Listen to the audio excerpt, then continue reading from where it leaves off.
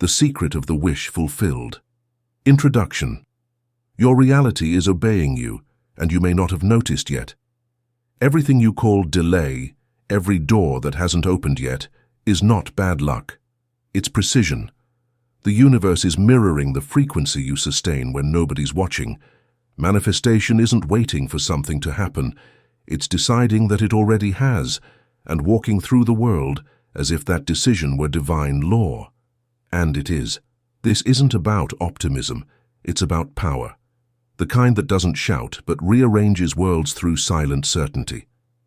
Before we continue, if this message feels like something your soul has been waiting to hear, subscribe to The Middle Book and activate the bell. Not for me, for you. Because the kind of wisdom we share here easily disappears in the storm of distractions. This isn't entertainment, it's transformation. And every audiobook here is designed to awaken the part of you that already knows you are the creator. So share this message with someone who's forgotten their power. And if you're ready to stop desiring and start being, click like now. It tells the field that you're tuned in. You don't have to chase. You don't have to beg. You only have to assume. The consciousness you live from is the brush that paints your world. Change the painter, and the scenery will follow. The moment you shift identity, reality bows. Get ready.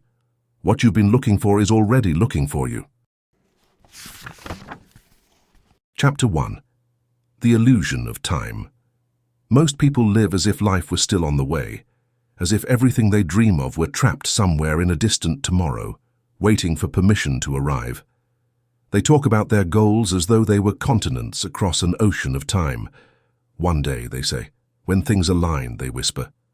But the cruelest trick the human mind ever learned was to convince itself that there is a gap between now and fulfillment. Time is not a river you must cross to reach your dream. Time is the echo of your state of being, the reflection of what you believe to be true about yourself now. Every time you project your wish into the future, you affirm separation. You declare to the universe, I am not yet what I desire to be.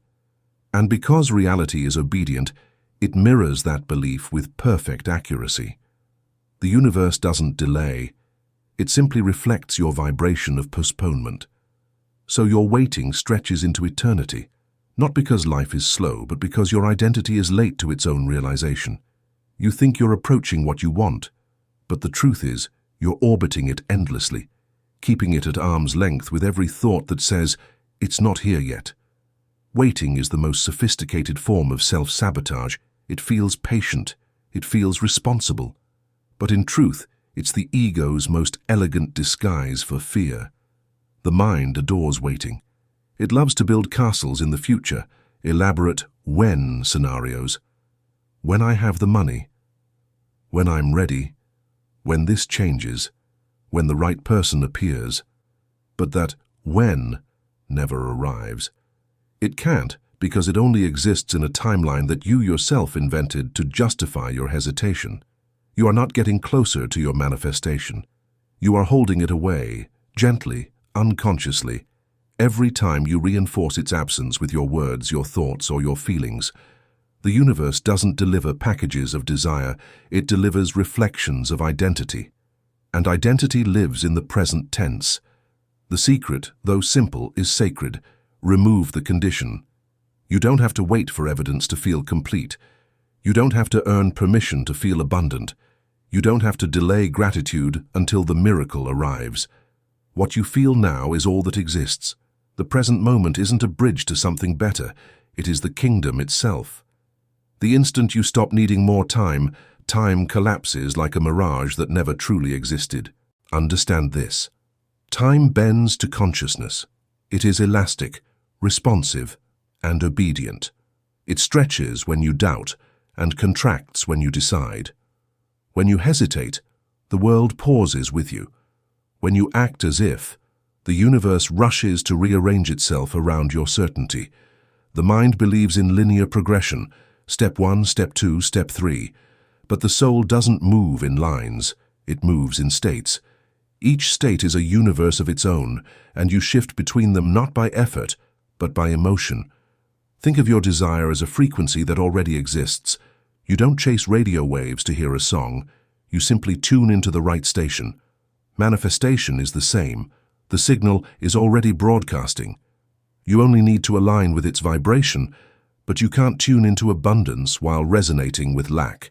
You can't call yourself becoming and expect the world to treat you as being.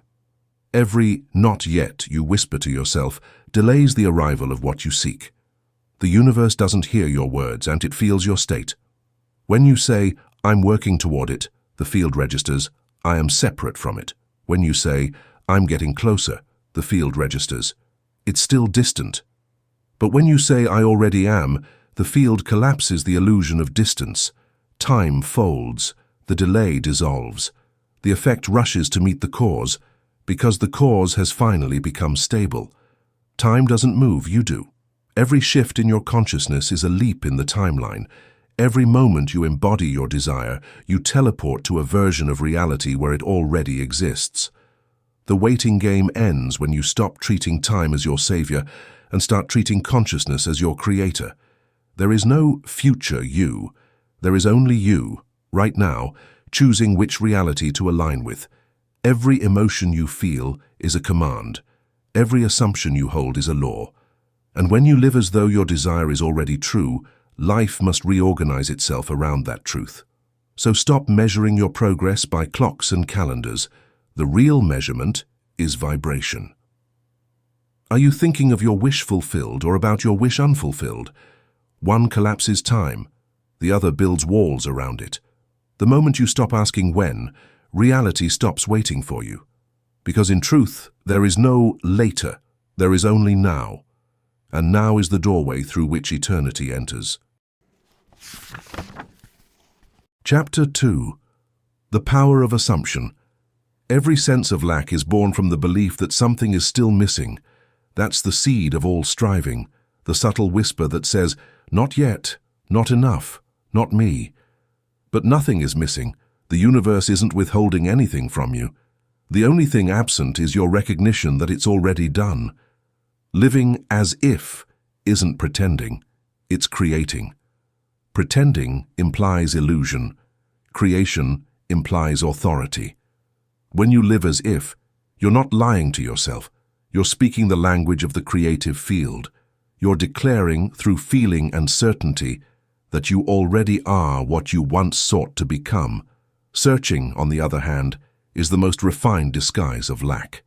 It feels like movement, like progress, like ambition, but it's stagnation wearing the mask of effort. To search for something is to admit its absence. Every search begins with a silent declaration. This is not within me.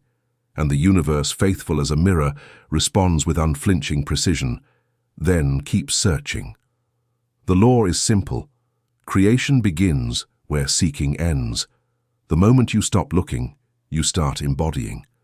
The one who assumes never chases. They understand that reality has no independent will. The world is not a decision maker. It's a reflection. It cannot defy the consciousness that animates it. It bends, folds, and reshapes itself to match the image you hold of yourself in the invisible. Doubt only exists when identity is split. When you try to hold two opposing truths, I want it and I don't have it, your energy fractures. But the instant you assume fully without escape routes or mental disclaimers, reality has no choice but to align. It's not magic, it's mechanics. Say, I want to be wealthy, and you create a canyon, a wide, echoing distance between the self you are and the self you wish to be. Say, I am the one who has, and that canyon collapses. The two become one. Desire dissolves, because the seeker and the thing sought are finally the same vibration. Your work, then, is not to convince the world. The world doesn't decide anything. Your work is to convince yourself. And conviction doesn't come through repetition alone. It's not built by words. It's built by embodiment, by feeling, by daring to live from the truth before it becomes visible. When you assume, you bypass logic and step into law. You step out of the timeline of becoming and into the stillness of being. You stop trying to create from effort and start creating from essence. Assumption is not arrogance, it's alignment. It's the humble acknowledgement that the creative power of the universe is not outside of you, but within you. thinking through you, feeling through you, speaking through you. To assume is to let go of waiting and enter knowing. It is the quiet art of behaving as if the invisible has already arrived. You begin to walk differently, speak differently, breathe differently, not because you're faking, but because you've tuned your inner frequency to match the finished work. The universe doesn't respond to your requests. It responds to your resonance. It doesn't grant wishes. It mirrors identity. When you embody a new assumption, you're not changing reality. You're selecting a different layer of it. Creation isn't about building something from scratch. It's about tuning into what already exists in the unseen. Every possibility is alive, waiting for recognition. You don't pull it into existence. You align with it. And alignment happens the moment you stop asking how or when and simply declare, "It is done." But this declaration has to live in the body, not just in the mouth. Words without feeling are hollow commands. You can say, "I am abundant," 1,000 times. But if your body still tenses at the thought of paying bills, your true assumption remains poverty. The body reveals what the mind tries to hide. Your shoulders tell the truth of your beliefs. Your breath exposes your faith. Your posture, your tone, your smallest gestures, all of them broadcast your inner assumption louder than any affirmation could. Assumption, then, is a full-body agreement with the unseen. It's when your thoughts, emotions, and sensations all vibrate as one note of certainty. You become so internally coherent that doubt has nowhere to live. And when there is no room for doubt, the external world collapses into obedience. Doors open, coincidences multiply, paths clear. Not because you forced them, but because you finally matched the version of yourself that already had what you were asking for. That's the secret every mystic, prophet, and creator has whispered across ages. The moment you become the one who has, the need to receive disappears, and the receiving begins. So stop trying to manifest from lack. Stop waiting for proof before you believe. Stop thinking the universe is a supplier. It's a mirror. Assume it's already yours, assume it's already done, assume you already are, and the field, faithful, immediate, divine, will bow in agreement. Because creation doesn't come from reaching for what's out there. It comes from remembering what's already in here. Chapter 3. The Language of the Body. Words can open doors, but only feeling walks through them. That is the first law of manifestation. Reality does not understand vocabulary, it understands vibration. You can recite 1,000 affirmations, whisper ancient prayers, or repeat sacred mantras until your throat goes dry. But if the body does not agree, the universe remains silent. Because the body is the translator between the visible and the invisible. It is the altar where thought becomes matter, the sacred bridge between the seen and the unseen. The mind imagines, the body believes. When your mind says, "I am free," but your shoulders are tight, your breath shallow, your chest heavy, the signal is fractured. The universe receives not your words but your posture, not your hope but your tension. You are constantly broadcasting, not with speech, but with the electricity of your nervous system. The universe listens not to what you say, but to what you embody. Florence Scovel Shinn once said, "Your words are your wand," and she was right. But what gives the wand its power is not the word, but the energy that animates it. Without feeling, words are spells without fire. Every emotion you carry writes invisible instructions into the field. Every heartbeat sends a signal. Every breath declares your state. This is why so many people say, "I'm manifesting," yet see no change. They think the universe responds to verbal intention when, in truth, it responds to energetic coherence. If you want wealth, your words mean nothing if your body is still living in survival. If you want love, your affirmations are meaningless if your chest is closed in defense. If you want peace, your prayers will fall flat if your nervous system is vibrating in chaos. The law of assumption lives not in your intellect, it lives in your cells. The body is the subconscious made visible. Every gesture, every tone, every micro-expression tells the truth of what you believe. When you sit in scarcity, your spine curls as if protecting you from life. When you stand in power, your breath deepens, your shoulders widen, your energy expands. The body doesn't lie. It can't. Most people live divided. Their mouths declare abundance, but their stomach twists with worry. Their minds visualize freedom, but their legs tremble with fear. Their lips speak gratitude, but their hands still clench in resistance. The universe doesn't answer mixed signals. It reflects the dominant one.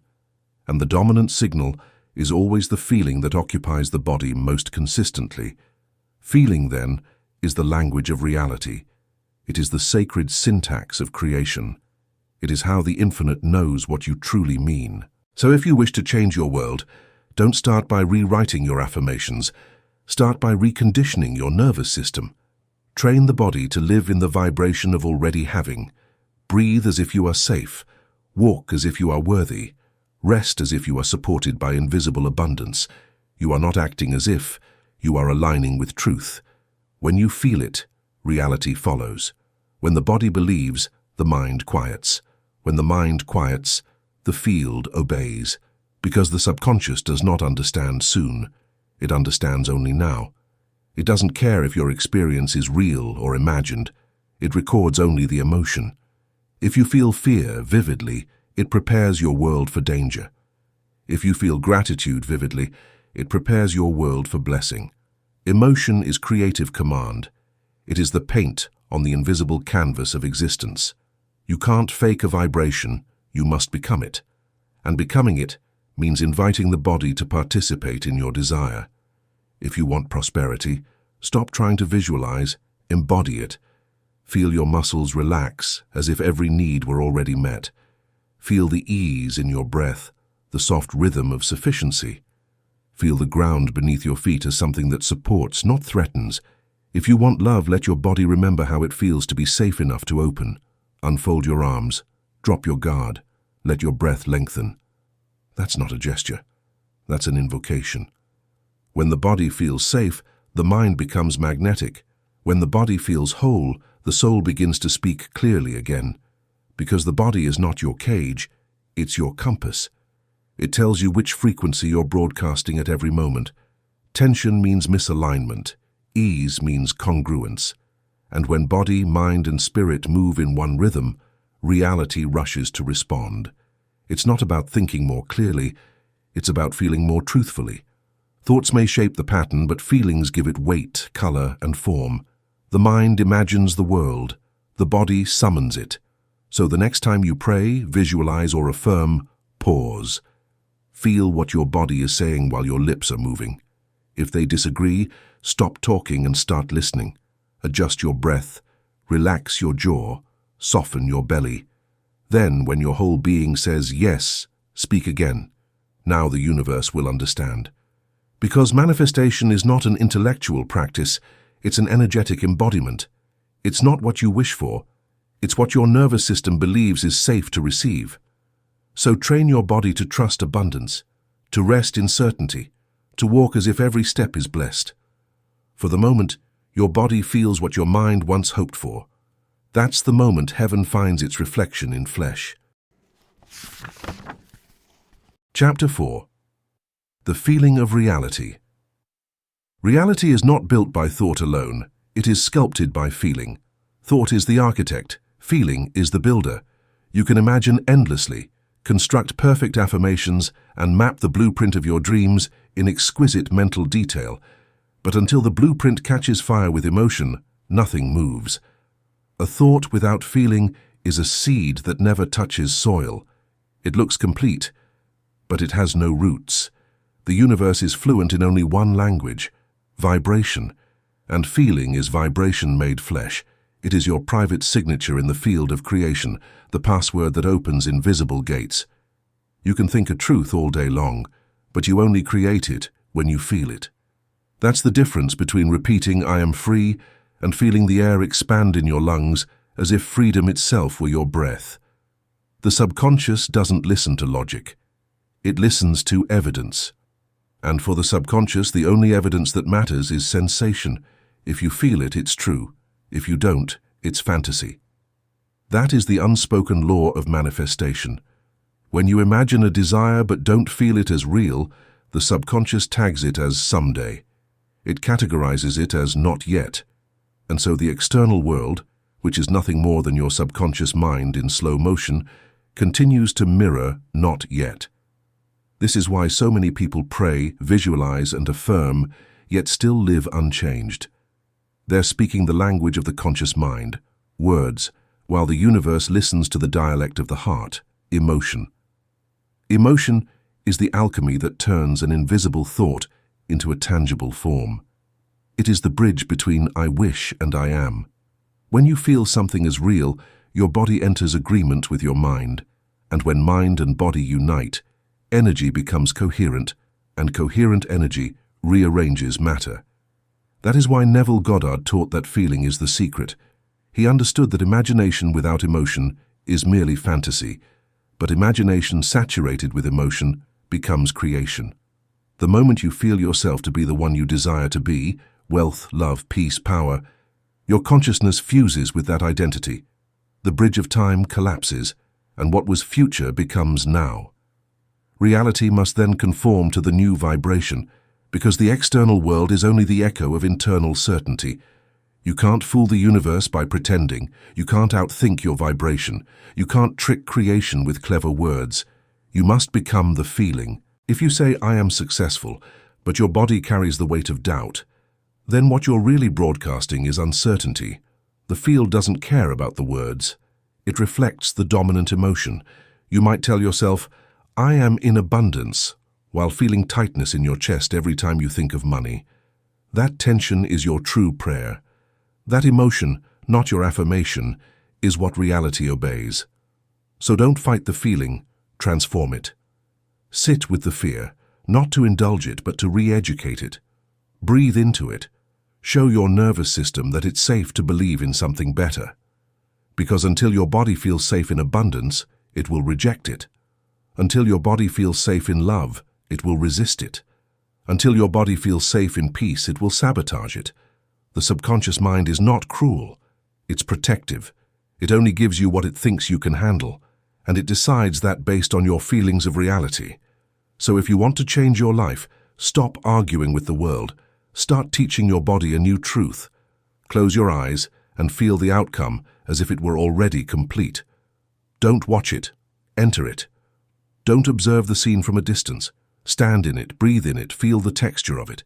Imagine walking into your home knowing your goals have unfolded. Hear the quiet peace of nothing left to prove. Smell the air of arrival, familiar, inevitable. This is not fantasy. This is a conversation with the infinite in its native tongue. The more vividly you feel, the more convinced your subconscious becomes. And the moment it believes, the outer world must follow. It has no other option. Feeling is the stamp of creation. It imprints the invisible pattern onto the substance of reality. It turns the abstract into the actual. This is why emotion is sacred, not weakness, not indulgence, but sacred creative fire. It is the divine energy that turns invisible faith into visible form. When you feel something long enough, deeply enough, consistently enough, it becomes your atmosphere.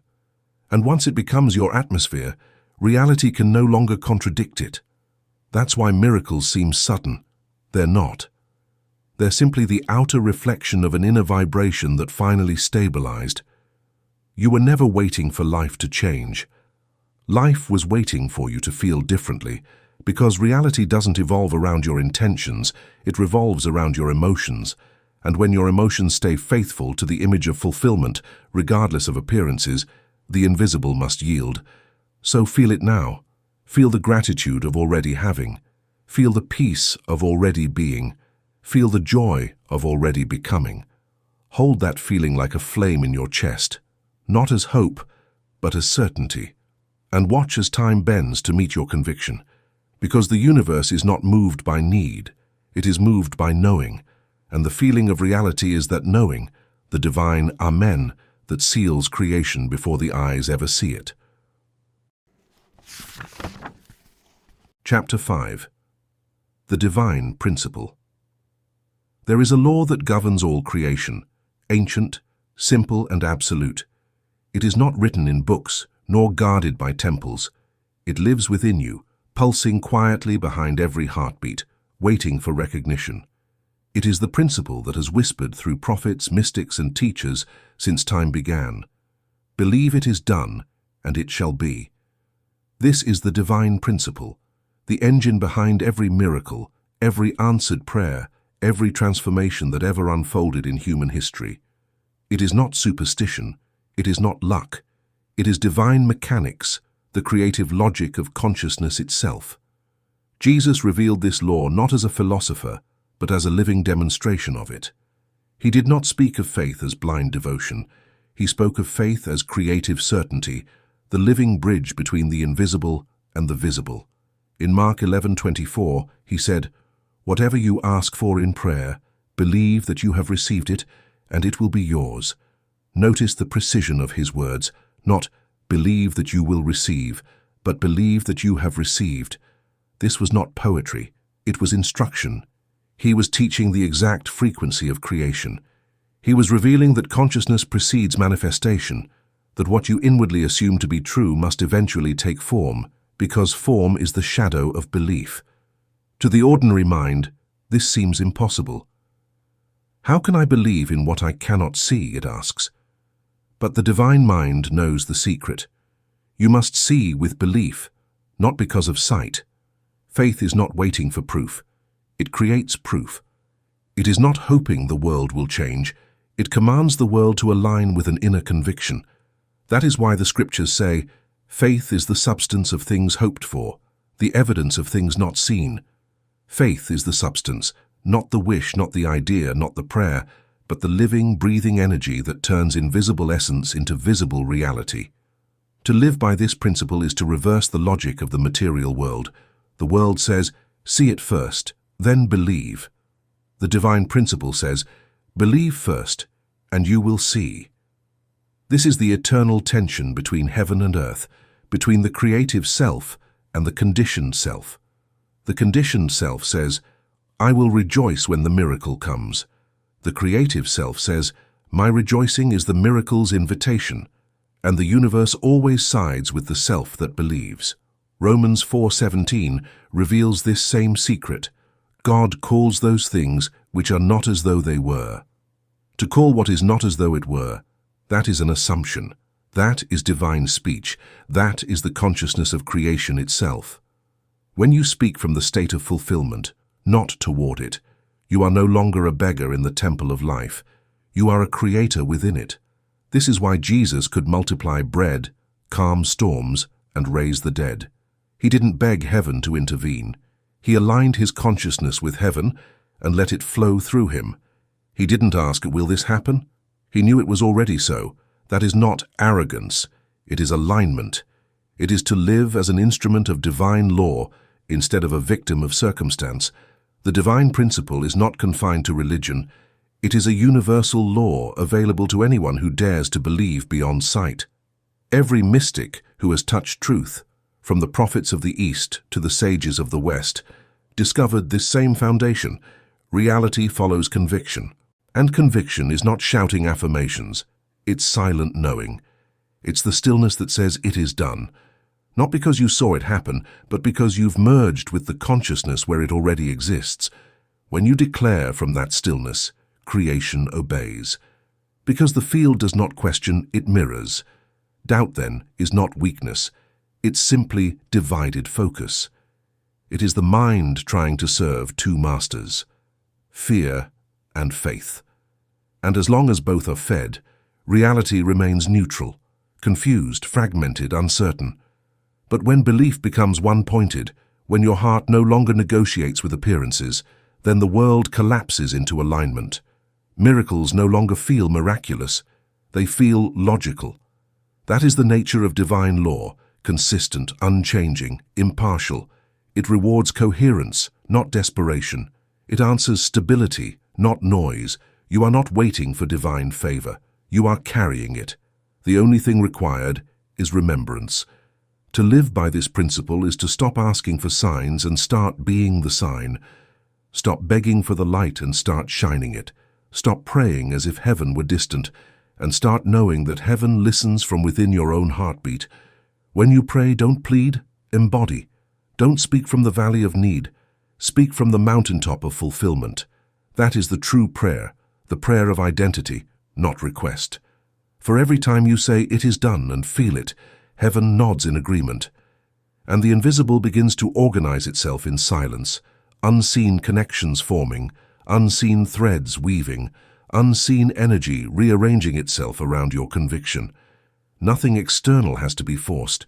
The divine principle works in stillness. The river doesn't strain to flow. It flows because of gravity. And consciousness has its own gravity, belief. Faith is that gravity. It pulls the unseen into visibility. It draws to you everything that vibrates at the frequency of your knowing. So trust the process that faith begins. When appearances contradict your vision, smile. The contradiction is proof that the old reality is dying. It can't survive the frequency of your new conviction. The divine principle is not about waiting for miracles. It is the miracle. It is the law that transforms prayer into manifestation, thought into form, belief into being. So stop trying to make it happen.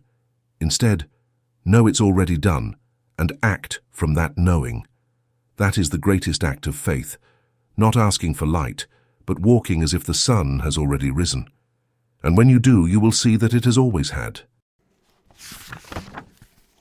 Chapter 6. Embodiment of the New Identity. Close your eyes for a moment, not to escape the world, but to enter it more deeply. Imagine yourself standing in the version of reality where everything you desire has already unfolded, not as a fantasy, not as a scene you're watching from afar, but as a memory you've returned to. This is not visualization. It's recognition. It's remembering who you already are, beneath all the noise of waiting and wanting.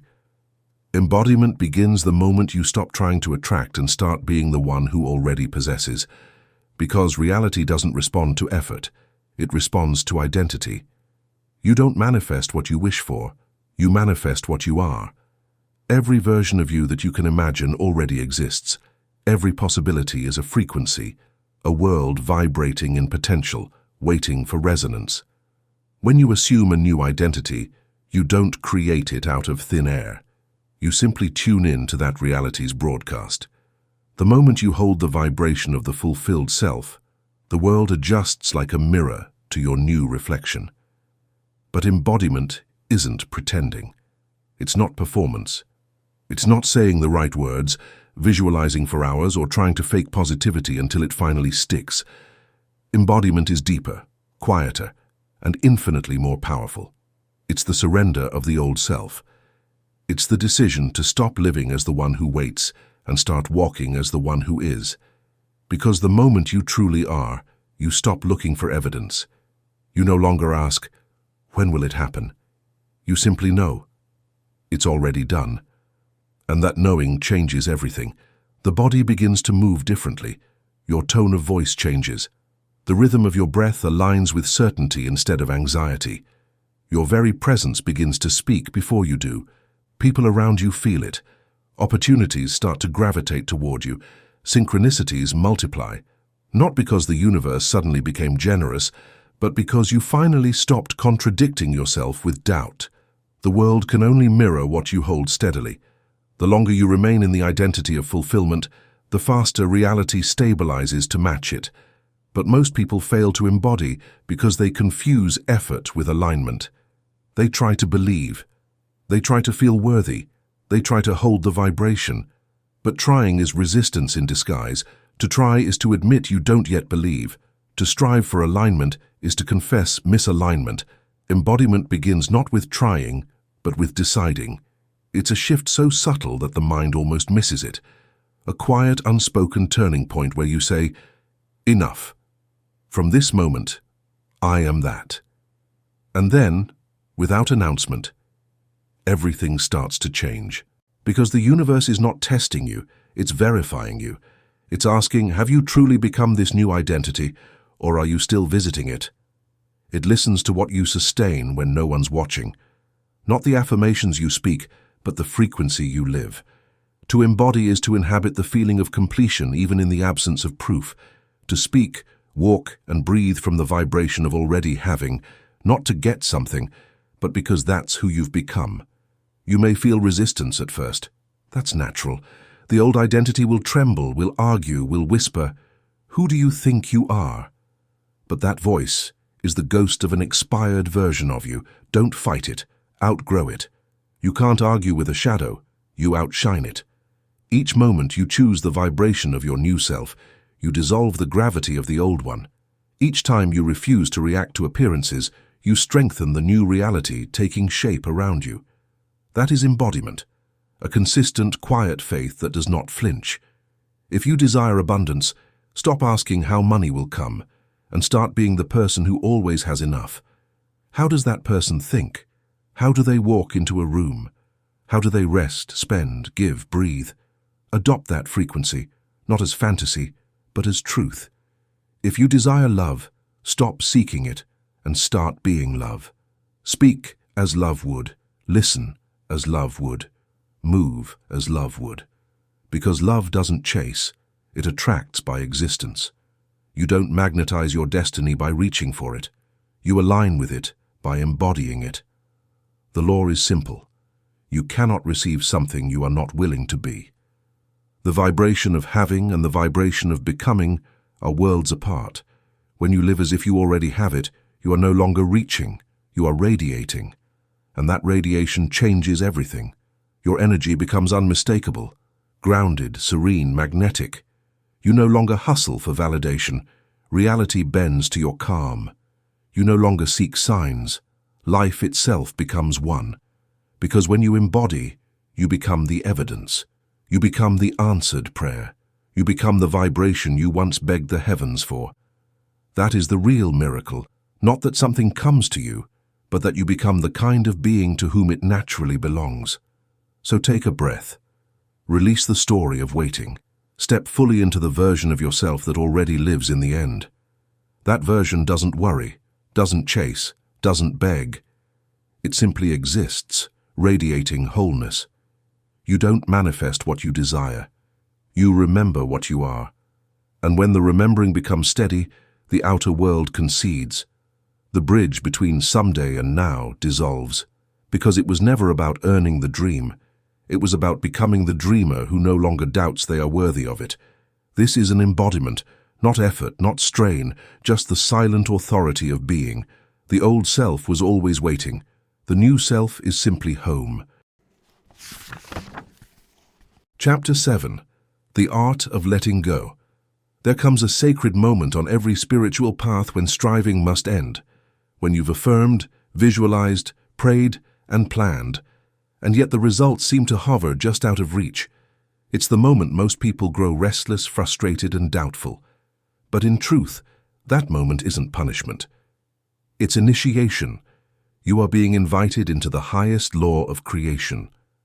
Letting go. To let go is not to surrender your dream. It's to surrender your resistance to it. It's to stop clutching so tightly that the very energy trying to reach you cannot breathe. The universe cannot enter clenched hands. Miracles do not grow in soil that's packed with anxiety. Letting go is the art of loosening the grip on control, not because you've given up, but because you finally trust the intelligence that moves galaxies to also move your life. When you let go, you don't lose. You align. You shift from command to communion, from fear to faith, from forcing to flowing. Most people confuse surrender with defeat. They believe that letting go means passivity, a kind of apathetic giving up. But spiritual surrender isn't weakness. It's the most powerful act of confidence in existence, because to release control, you must first believe that life knows what it's doing, that the divine intelligence behind the stars is not suddenly incompetent when it comes to your destiny. Letting go is saying, I've already planted the seed. My work is done. Now, I trust the soil. But this kind of trust feels unnatural at first, especially to the mind. The mind is addicted to how. It wants timelines, guarantees, and visible progress. It mistakes motion for creation. So when manifestation seems slow, the mind panics. It starts meddling, doubting, micromanaging, digging up the seed to check if it's growing. And each time it does, the process starts over. The seed doesn't need you to monitor it. It needs you to believe in its design. Creation is not a contest of speed. It's a dance with the unseen. And in this dance, control is clumsy. Faith is graceful. You were never meant to push reality into alignment. You were meant to relax into resonance. Because what you relax into, you allow. And what you allow, you receive. When you trust, life accelerates. When you doubt, life delays. Not as punishment, but as reflection. The universe mirrors not your words, but your energy. If your energy says, "I need this now," the field hears, "I am not yet complete." And the universe, obedient as ever, responds, "Then wait a little longer." Urgency is the vibration of lack. Calm expectation is the vibration of abundance. And the more you try to force the miracle, the further it slips away, because force comes from fear. And fear cannot coexist with fulfillment. To let go, then, is to fall into trust so completely that you no longer chase outcomes. You no longer need signs, confirmations, or promises. You simply know.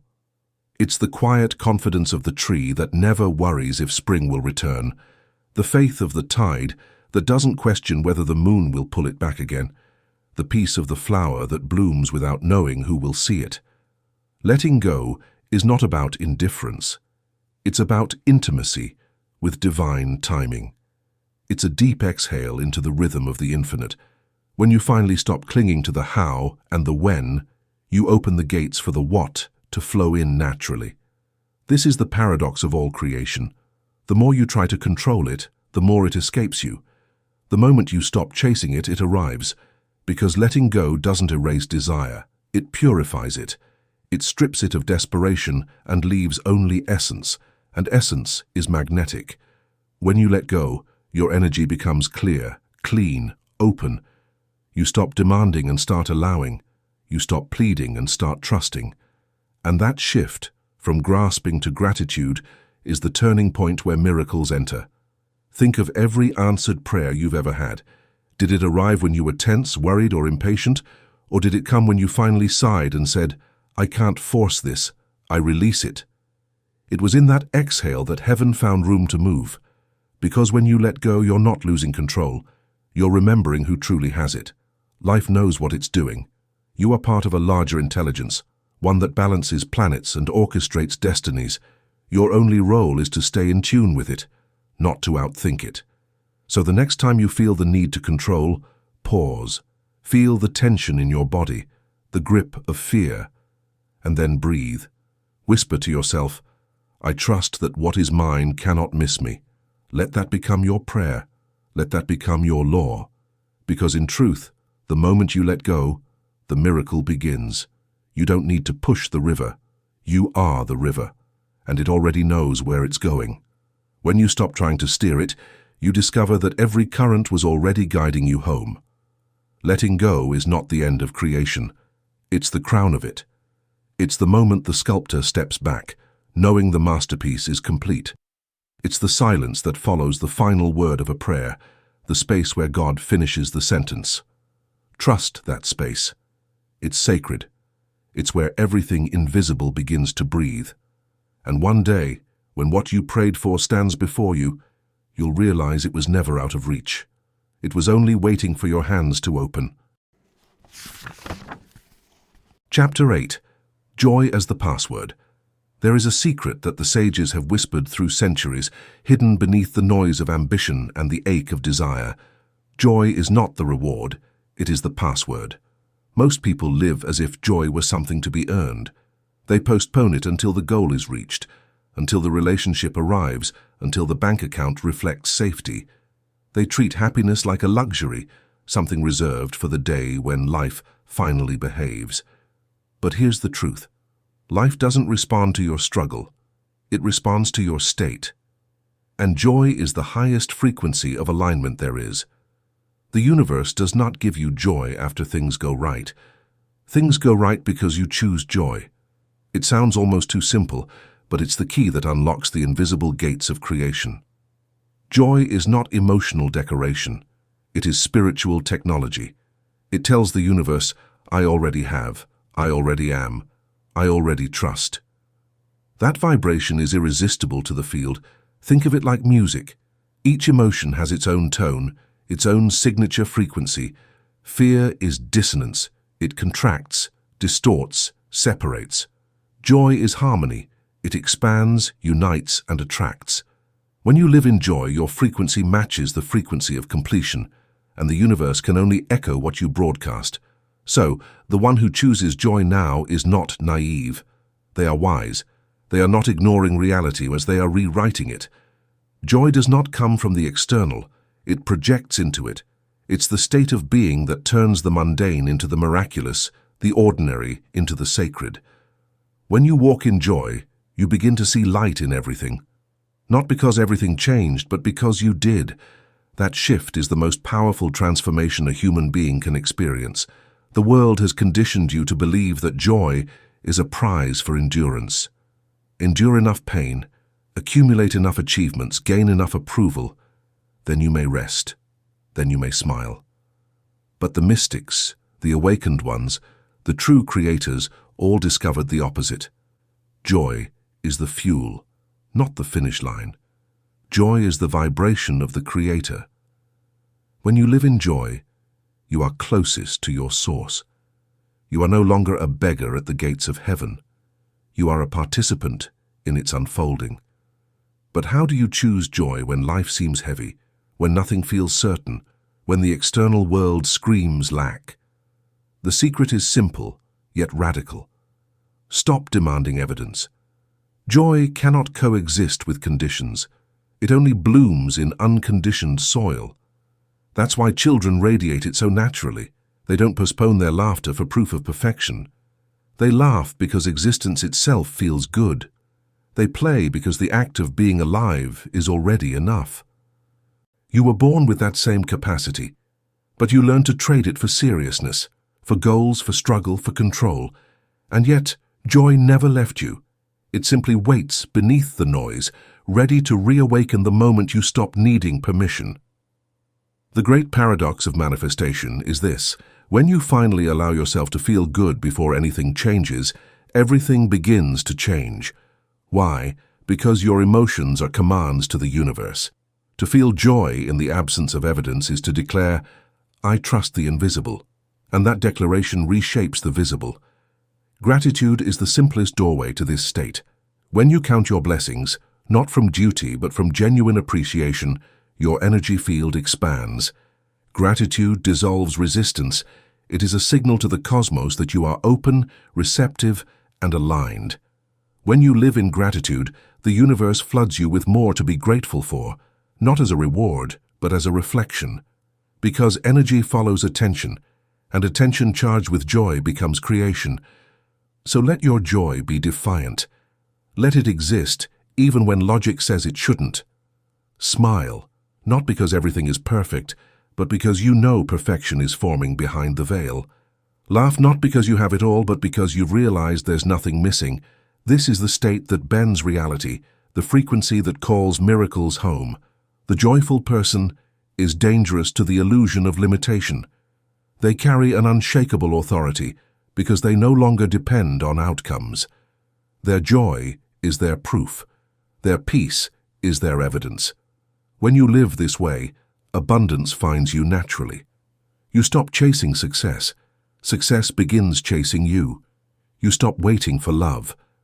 Love recognizes itself in your vibration and returns. Because you no longer ask, "When will I be happy?" You've already answered, "Now." Joy is divine alignment disguised as emotion. It's the compass that tells you you're moving with the current of your higher self. When you feel joy, you are being spoken to by your soul. It's saying, "Yes, this way."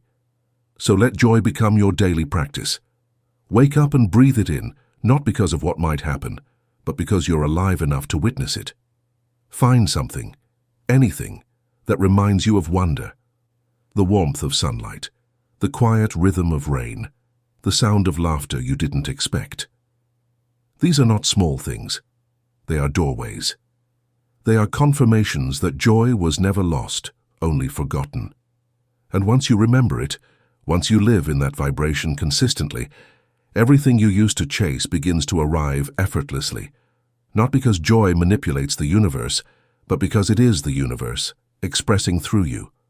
So stop waiting for the perfect conditions. They were waiting for you. Smile now, rejoice now, be whole now. Because joy is not the result of alignment, it is alignment. And when you learn to dwell in it without reason, you have found the password to heaven on earth. Epilogue, the great remembering. And now, as silence returns, you realize something profound. You were never learning how to create. You were remembering that you already are creation itself. Everything you sought was never lost. It was hidden beneath the noise of waiting. The wealth, the love, the freedom, none of them were outside you. They were states of being, waiting for you to embody them. You have spent years asking the universe to give, but the universe was always whispering, become. Every delay, every doubt, every heartbreak was not punishment. It was initiation, a sacred refining of your vibration until you could sustain what you asked for. Now you know, manifestation isn't effort, it's alignment. Not control, but surrender. Not asking, but assuming. You are not walking toward your dream anymore, you're walking as it. The future isn't waiting for you, it's responding to you. You've stopped chasing signs because you've become one. You've stopped begging for light because you realized you are the lamp. There's a peace that comes with this remembering, a stillness so complete that it no longer needs proof. Because when you live as if it's already done, it is. So breathe deeply now. Smile softly. You have arrived, not at a destination, but at your original self. The one who never lacked, the one who never waited, the one who always was. You can finally whisper it with conviction, as creation itself bows to your knowing. It is done.